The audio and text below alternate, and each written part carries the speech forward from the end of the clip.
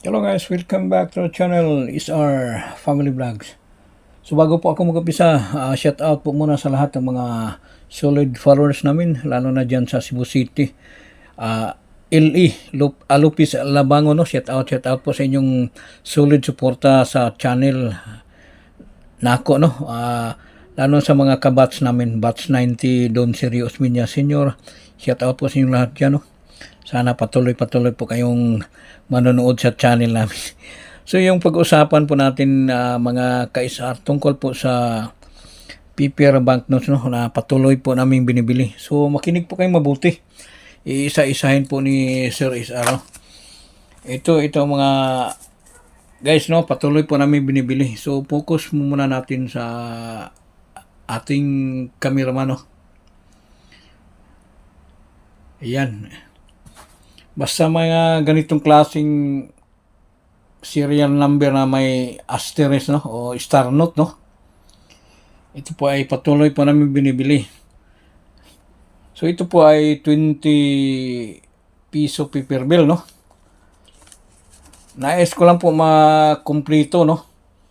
Kada series kailangan lahat po ay may star note. Yan guys, oh. 50 piso. Also with star note. 100. Sana may makapag-alok sa akin dito, no. 500 also star note, no guys. Yan, napakagandang mga kolektahin mga ganitong series, no.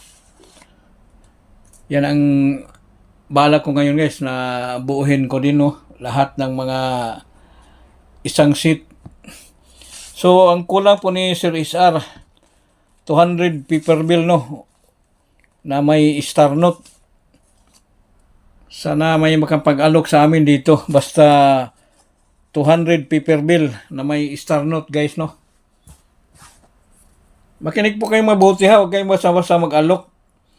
Basta ang hinahanap ko ngayon 200 paper bill na may ganitong serial number, no. Parang may asterisk, no. Kasi gagawin ni Sir SR na ganito, no.